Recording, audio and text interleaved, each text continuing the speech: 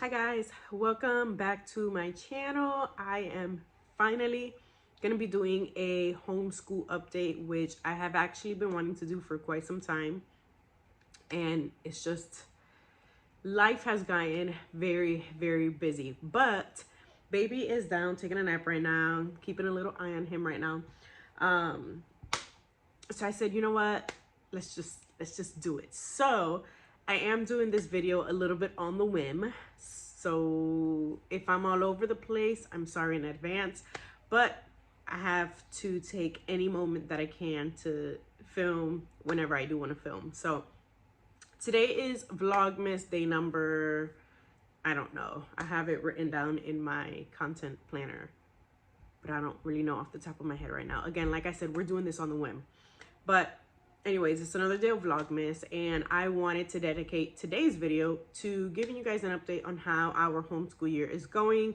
You guys know that I ended the previous school year right around June, and then I started back up in July. So I think we only took maybe like a week or two off from school because I was due to give birth at the end of July, which, if you did not know, I gave birth July 29th. It was on a Monday morning. I was induced at 5 in the morning. Baby boy was born later on that day in the afternoon. And it has been, honestly, quite a journey. Homeschool-wise, I mean, life-wise, period. But when it comes to homeschool, it really has been quite a journey. I won't say that it's been like difficult in a way, like curriculum wise, right? It's been curriculum wise, we've been doing amazing. But it has been a little bit on the difficult side when it comes to being able to handle it all. So we started homeschooling in the beginning of July 1st, I think we actually started. And I homeschooled throughout that entire month. But being pregnant at the very end of my pregnancy was very hard on my body, physically and even mentally. And I don't think I homeschooled every single day, like Monday through Friday. Most of the time I did take maybe a day or two off, but at least we got those days in, like, they're in, right? They were marked as school days. Even if I did like some sort of like video online or something, we did school most of the month of July. Come August, I was supposed to take pretty much the whole month off. The majority of the month of August, I was planning on taking off. But we've been homeschooling now for 5 years, and we thrive on a routine. And I think like the first week was okay. Yeah, you know, we're adjusting to a new baby. And I'm sorry if the lighting gets kind of weird. It's a gloomy day right now. But so yeah, the first week, you know, we're adjusting to baby. We were adjusting to baby, and it wasn't too bad. We were fine. Like, we were not sleeping, obviously, because baby was waking up every 3 hours. He was going to sleep at like 11 o'clock. 12 o'clock was his final sleeping time. And then he would wake up about 2 to 3 hours later. And then I had my younger two, so like my 4-year-old and my 6-year-old were also waking up at nighttime. So it was very hectic at night because we were not sleeping. And then during the day, we would all wake up late, and we were fine. Come the second week of baby being home, and even though we were not sleeping at night, it was just pure chaos during the day because, like I said, for the last 5 years, we've had some sort of routine or rhythm to the day. And now we were going on our second week off of school, and it was just getting to be too much. Like, the kids were fighting more than normal. I was finding myself just bored out of my mind because there was literally nothing to do but feed a baby and watch my kids go crazy during the day. So I think it was like that second week, sometime in that second week, I decided we are going back to homeschooling. Like, I am not gonna wait a whole month. I can't do this. So we just picked back up right where we left off, and we started homeschooling. There's a video I posted on my Instagram account. I think it was on my stories, and I was holding the baby. You can see how tiny he was in that video. I think he was like maybe 2, most 3 weeks old. And I'm burping him and I'm helping Naya, my 6-year-old, with her math. And my husband was recording me from behind. So I didn't know he was actually recording me. But that's a nice memory to have, because 3 weeks into baby being born, and here I am homeschooling my 3 older kids. So yeah, we pretty much got right back to it within 2 weeks, because we cannot be without some sort of rhythm to the day. Other than that, it's been really good. I would say it has been a little on the crazy side when it comes to being able to focus on like one child at a time, because my 4-year-old, he is in preschool, so I don't do school every day with him. And when we do school, it's maybe just like his language arts curriculum, and then that's it for the day, and we'll watch like educational videos. But having one-on-one time with Mali and Naya, which are in 3rd grade and 1st grade, has been a little difficult. Not so much because I don't have the time, because we have 24 hours in a day, but I'm also either nursing, feeding baby, bottle feeding him, or just trying to get him to calm down, or changing his diaper.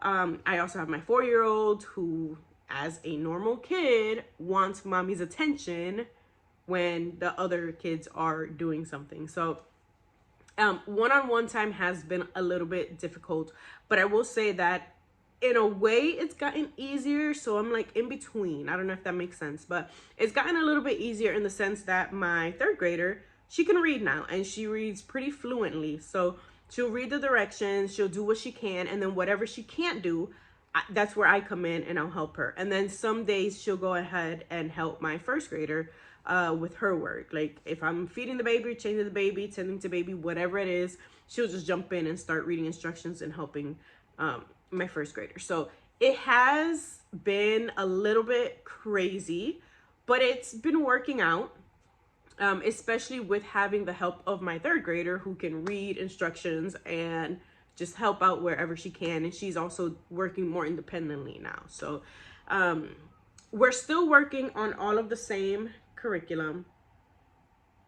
He's waking up. We're still working on all of the same curriculum. Everything that I showed you guys in the beginning of the school year, we are still literally just working through that.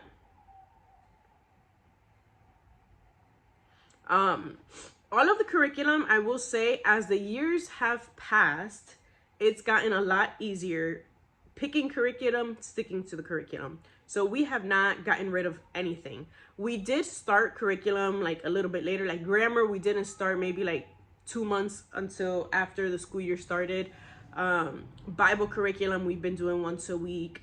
The curriculum schedule has changed multiple times, because that's where I'm like, I don't want to do the same thing every single day. I get bored of it, kids get bored of it, but I know that we have to do the curriculum.